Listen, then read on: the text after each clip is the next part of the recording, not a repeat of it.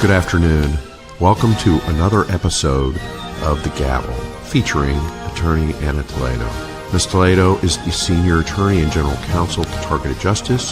She has a background in constitutional and environmental law and is an experienced litigator, including 2 cases at the U.S. Supreme Court. And here's Ms. Toledo.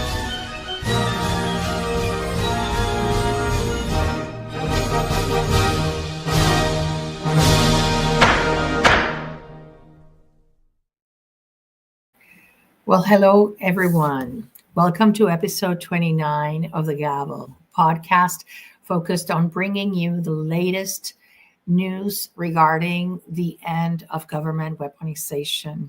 I am your host, Ana Toledo, an attorney with 30 plus years experience in litigation, specializing in environmental and civil rights and environmental law. And I am also a victim of government weaponization. So like you, I have a very special interest in shutting down this criminal, unacknowledged special access program that has stolen so much from us.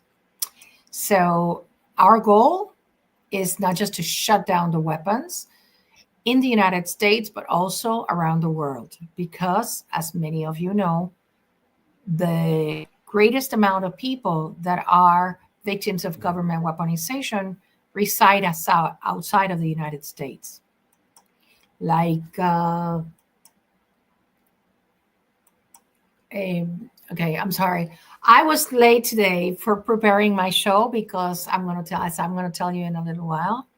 We had the first meeting with an actual congressman, and I'm not going to give you the details, but I am just so very happy and so very grateful to all of you that have supported this mission for freedom, because I know that it is going to set us free. Ana is here to stay until we are all free. So now, before we go into, I'm going to go into my Bible verse, but please like, share, and subscribe. It's the only way we can defeat the NSA criminals that have us censored everywhere. As you know, X is a mess. All of our accounts are hacked. It's a real problem. And the same with, everywhere else. I don't even bother fighting it anymore, because I know I have to focus my energy in fighting and shutting down the weapons. I cannot be worried about social media, but I am counting on you to be a digital warrior and repost this. Okay, so I am going to read to you from Romans 8:31, which it surprised me. Like, the entire chapter is really interesting, because it talks about, leaving the flesh behind. And one of the things that I have to be, almost grateful to the criminals is that my past life, which was partying and having fun and dancing and, living a worldly life, well, I left that behind to have a life of purpose. And for that, I am very grateful to God. And so the criminals didn't see coming that I would enjoy having found a purpose in life, not just partying and having fun. So thank you, criminals. Now it says, what then shall we say in response to these things? If God is for us, who can be against us? Absolutely no one. He who did not spare his own son, but gave him up for us all, how will he not also, along with him, graciously give us all things? Who will bring any charge against those whom God has chosen? It is God who justifies. Who then is the one who condemns? No one. And as I have told you on many occasions before, we cannot stop trusting that God is on our side, strengthening us, and behind our cause for freedom. So again, please like, share, and subscribe. And the first things I'm going to present to you, they might seem a little like, things are not going as we want, but it is this J6er that he made a thread today on Twitter saying, on January 20th, President Trump signed an executive order to end the weaponization of government. Yet nearly half a year later, actually almost a year later, his staff have failed to carry it out. And as most of you that have been following me know, this has to do also not just with Blondie, that there's here in response to that executive order, Pam Bondi issued a memorandum to her staff and a working group that they were supposed to do quarterly updates to President Trump. Well, guess what? Like many other things that she promised, she didn't comply. She hasn't complied. Nearly a year has passed, and she has not complied with President Trump's executive order. Unfortunately, it's not just Bondi, because President Trump ordered the Director of National Intelligence towards Tulsi Gabbard within 45 days to prepare a report on the abuses of the intelligence community. Many of us have written to Tulsi. I constantly tag her. I don't know if she's muted me, because we know that that's one of the tactics that these government officials do. And the reason I know it is because one of them publicly stated it in Twitter. She said, I mute them and that's it. Well, you're not supposed to mute anybody, because these are constituents. These are people that are petitioning for redress. And if you work at the DOJ, you have a duty to listen to their claims, because nobody is going here to harass you for nothing. We are petitioning for redress of grievances. And that is the importance of all these digital warriors, because one day, one of the good FOIA request I'm tempted to do is, how many persons has this one muted? How many persons has this one muted on X? How many persons this one on the official account? Because that is public information. That is not supposed to be private. So let's see what they do. Anyway, so that is one of the things that I'm here to do. Pressure to conclude that report on the abuses of the intelligence community. That I don't know what's happening with Tulsi. I don't want to lose hope. I hope that she's just so busy and overwhelmed.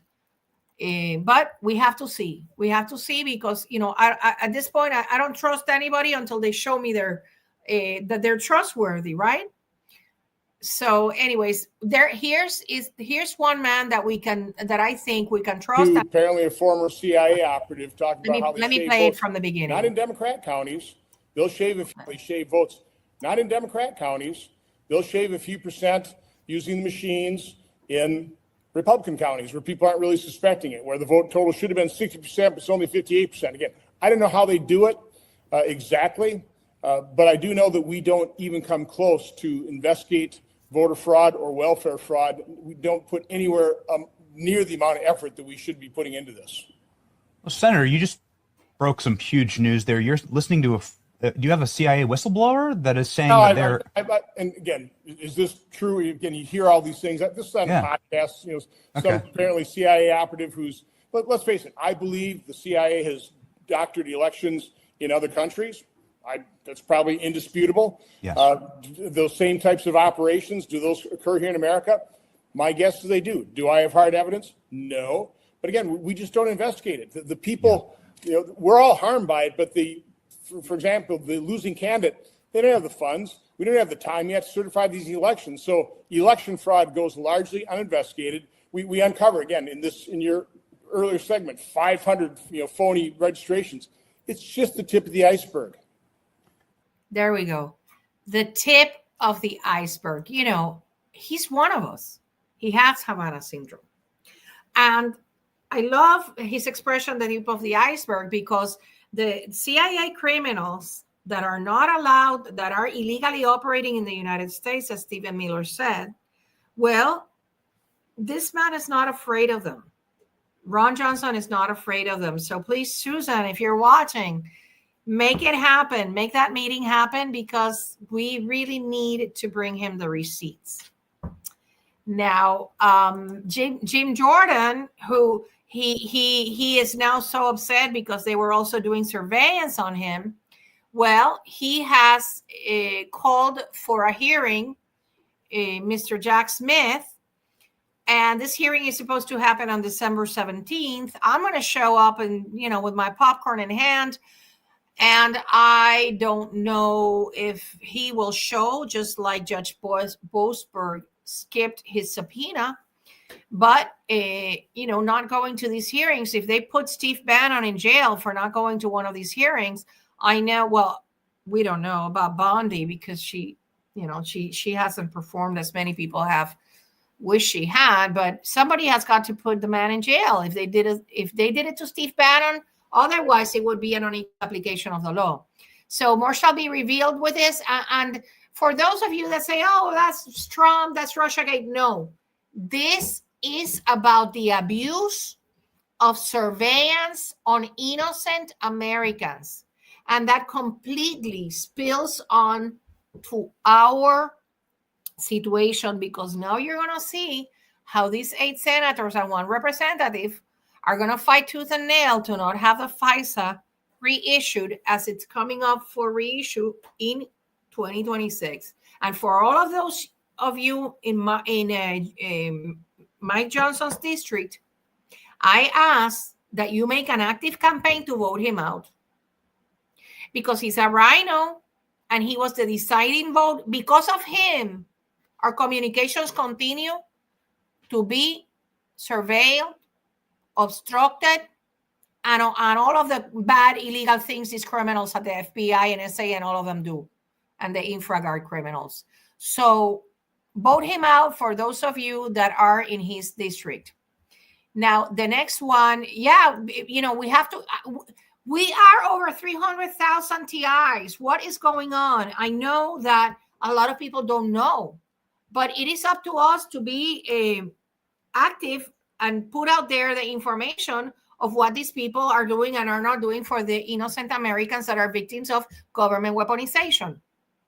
So that is one way that you can end your targeting. Removing people like Cronin, who is a CIA asset, like Mike Johnson, like all the people that side with the renewal of FISA 702. Then you have the good guys, who is Thomas Massie, Ron Paul, who are Andy Biggs, who are completely opposed to it. Those are the people that you need to support and let them know why you support them.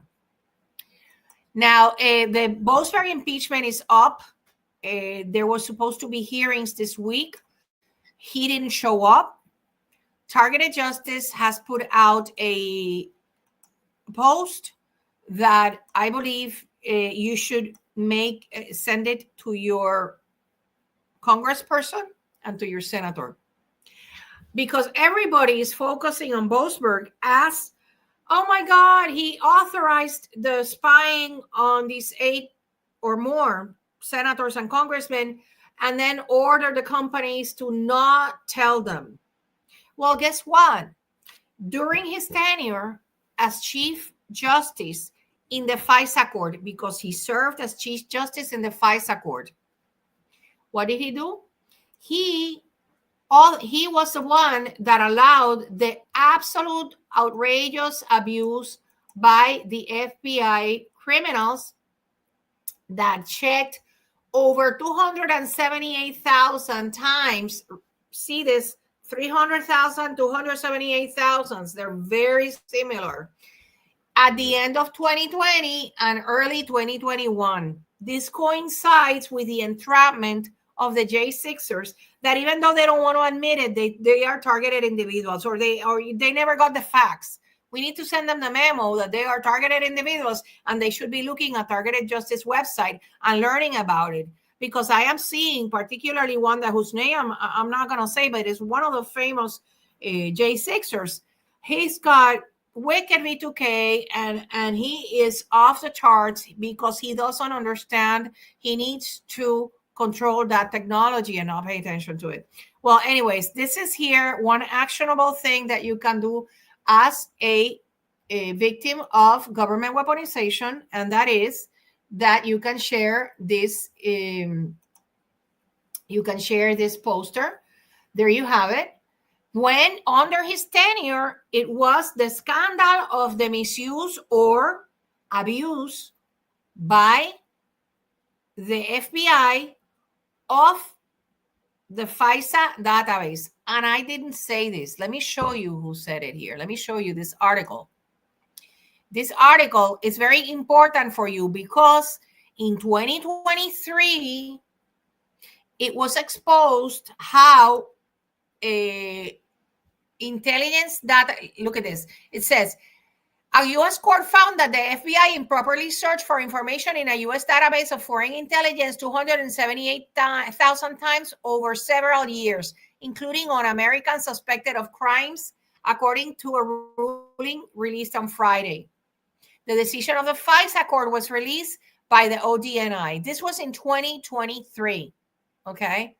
So, revelations came as U.S. President Joe Biden administration is trying to garner congressional support to keep surveillance powers under 702. Of course, again, this was in 2023. So, as a result of this scandal, supposedly the FBI tightened its Woods procedures. But you know what? I don't believe it, because they continue to spying on you, on me, even though they must be bored to death listening to our conversations because we're not criminals. But they insist on maintaining us there. Why? Because they are so scared of doing otherwise. You know, they are so scared. So that's the deal with Mr. Boasberg here. And I think that justice is coming, not just for him, because today, President Trump undid all of Biden's executive orders signed with an auto pen, and the contracts and documents signed with an auto pen. You watch, the next thing that's going to come is that the judges whose nominations were signed with an auto pen, they're going to be rescinded, however you say it. You excuse me, because, you know, Spanish is my first language. So, more shall be revealed. And in the context of Boasberg, you're going to see all the judges in the FISA court, because here's the thing. These FISA warrants have been renewed on you over and over and over. And the FBI criminals have gone to that court saying, no, I need to renew this. And those judges committing violating their oath of office, they don't even interrogate these FBI criminals. Tell them, wait a minute, how many times have you asked for the same warrant on this person? How come you haven't obtained any evidence to charge her with anything? How come? No, I'm not going to give this to you anymore. But no, they look the other way. There is no stenographer in that unconstitutional court, and they continue giving the FBI everything they want. And Kash Patel over there, he's being lied to by the criminals from Comey and Ray that he has put in important positions. And I'm not saying that. It's been said by Mr. Kennedy, who is a whistleblower of the FBI. Patel had good intentions, but he is being misguided by criminals. Okay, so the next thing I wanted to cover with you is I know that on Sunday I did the presentation with Melissa, and the criminals interfered with my, with it, basically. So what I want you to do is, if possible, let me get it for you, is that I'm going to be uploading it. I promise. I have been so busy preparing for the meeting today, but I'm going to be uploading it to the Targeted Justice webpage, and I will post it also on Substack. Okay, so I'm just going to show you how it looks like. And I cannot, you don't understand how important it is that you actually do your Privacy Act request, read the law, and make it pursuant to the guidelines that I'm gonna be putting there. You know, a model. I'm gonna update the model because here we go. This is it. This is the presentation I made, and you know, do it for yourself. What did you do today to set yourself free? Well, this is something you can do for yourself. Okay, I'm working for you. I'm here to answer questions. Okay, so the Privacy Act gives you the right to go inspect with a person the files on you. And as I mentioned, and obviously get copies of it. And you can do it in the jurisdiction where you live. Contrary to the people that live in Europe, that even though, let me just show you really fast, the people in Europe, in the European countries, can also request a Privacy Act request. Unfortunately, it's not available for anybody outside of those 27 countries. Okay. But the remedies for non-compliance, I have them here all in the presentation that it's going to be in targetedjustice.com/activism. So not only do you have a right for injunction, but also you have a right even for damages. And you have a right to demand that they correct the record on you. Why is it important? Why is it different now as opposed to 2 years ago? Well, the difference is simple. Now we have a Kash Patel. We don't know if he's going to live up to his word, but he said that he kicked down the prohibited access files door and restricted access, and that accountability is coming. Well, if you look at his book where he recommends that the first thing that needs to be done to shut down the deep state is a church committee, and we put all these things in a blender, what's supposed to happen is that you're supposed to get all the information in the entire Sentinel and eGuardian system, not just in the central record system, which is what they have been doing. Looking in this, it's like, just compare it to this. When, for those of you that have my age or a little bit more that used to go to a library and there was a card catalog, well, the central record system is just that little card catalog. But the Sentinel is like the entire internet. And every single little, even a little post-it that gets to them, they put it in there. These people are like, you know, obsessive compulsive with that. Even a phone log, even the text messages. That's how we got the text messages of the 2 FBI lovers that were texting to each other that President Trump was never going to be president. All of that is in that Sentinel system. And there's tons of, starting with your nomination form, and then all the investigation on you, all the photographs, everything. So they cannot just go to the card catalog and look for the cards, because they have to produce all records on you. Now, the people in the Europe, here, the Judicial Redress Act extends the right to pursue certain civil remedies under the Privacy Act to citizens of designated countries, which are exclusively European countries and United Kingdom. So, Dom, this one's for you. You can also file your Privacy Act request. And I have to stop here and just give an immense show of gratitude to Dominic, because his documentary is changing the narrative in the entire world. And also to Sean, our volunteer, who has made it possible to share it in so many languages. So to those two warriors, you have all my respect and my gratitude. So please look into this. The Europeans, obviously, they don't have all the remedies, but honestly, what you want is you have the important remedies, which is the injunctive relief and the petition for the correction of records. So once you have in there that they show you your nomination form, because if they don't show it to us, we will file a lawsuit. We're still trying to figure out how we're going to do it, how is there going to be more chances that it'll be successful, okay? Because as many of you have seen the rogue judges that are not necessarily adhering to the law.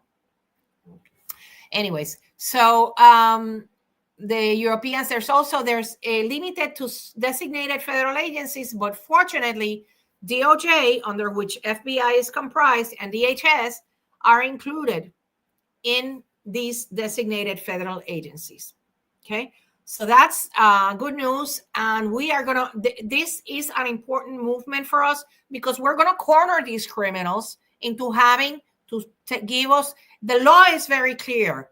They have to show you, except very few, like if it's an ongoing criminal investigation, which we know they don't have on you, well, the law is clear. They don't get to choose where they look. They have to show you all your records in the agency. And guess what? Thanks to Chuck Grassley, we now know that they didn't look where they had to look. So that's going to be really good. Okay. And you all need to send it, and send it. I recommend you send it priority mail. You keep your tracking number. You have your little file. You scan it to keep a separate electronic copy in case the criminals coming and steal them. Okay. Remember, if you have a backup plan, you know, the criminals have nothing to do. You have to think ahead. Okay, what if they will steal my papers? Okay, I will keep a digital copy in 2 different pen drives in 2 different places. Simple as that. I am making really good use of the safety tape because you can put things inside that box, a little box, and tape it with a security tape and take a picture of it and put it in a safe place and take a picture of where you put it. And so if it's not there when you come back in the same exact position and situation and condition, guess what? You can do a police report. And that is the beginning of the end for the criminals that like to come into your house without your permission. Now, I wanted to show you we had Miguel here and we had Mari, and wanted to show you, we did these Christmas wishes videos, and we had a lot of fun doing them. So I just wanted to share with you the English one. The Spanish one, Mari and I laughed so hard. But for those of you that haven't seen it, here it is. Hi, this is Richard Lighthouse in Washington, D.C. with part of our Targeted Justice team, wishing each and every one of you a Merry Christmas! We had tons of fun doing that. And, you know, I wish we could accomplish freedom before Christmas, but the way I see it, it's going to take a lot of work. But it doesn't matter. Like I told you in the beginning of this Gavel, today we had the first meeting with an actual congressman who is very interested in the plight of the victims of Havana syndrome. And I'm not going to give many details about it, but I can only tell you that I am convinced that this is our moment, that they cannot sweep us under the rug anymore. And I am just so grateful and so blessed to be here fighting this fight. And before I leave you, I want to tell you a story, because I get these messages once in a while. Ana, come rescue me. Ana, what, you know, could you just shut this down? Well, guess what? I'm fighting here for everybody. And it is very frustrating for me to get that kind of message. First of all, because I don't have a rescue service. I don't have the means. And even if I did, I don't have any means to stop the scalar and satellite waves that the criminals fire at us. Don't forget, I am a victim too. I pretend, you know, I'm here happy for you because I want to convey the hope that I have of freedom. But that does not mean I am not targeted. That does not mean I don't get punished. But guess what? I make lemonade out of lemons. When they wake me up at night, I listen to my little radio, to my Christian station, and I urge you to do whatever, listen to.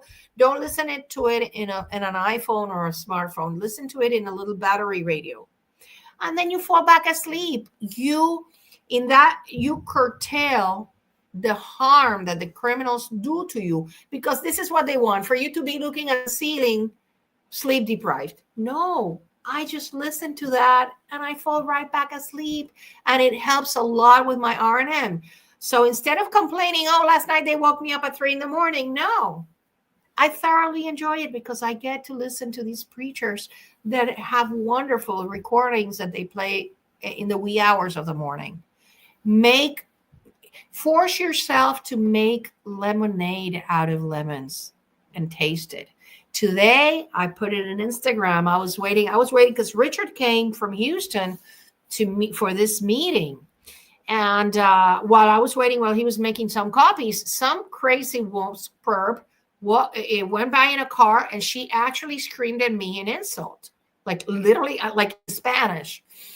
And I just like, oh my God, I should have taken the camera out because it was so hilarious. I said, is this the best you can do, criminals? Really? It's like so funny to me. But going back to Come Rescue Me thing, when I was I was targeted, but I didn't know. I had the privilege and the honor of watching the Captain Sully, who saved like 263 people in that flight that had to land in the Hudson River. And he's a great keynote speaker, amazing. And one of the things that he would say, somebody asked him, did you think of your family when you were in, he only had something like 200 and maybe 30 seconds to save that plane full of people, to act. He said, well, at that moment when I realized I'd lost that engine, I realized how much time I had. And I think it was something like 200 and something seconds. He didn't even speak about it in minutes. He spoke about it in seconds.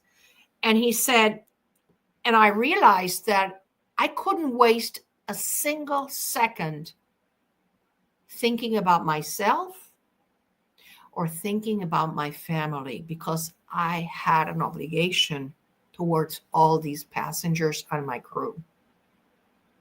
And I say the same to you.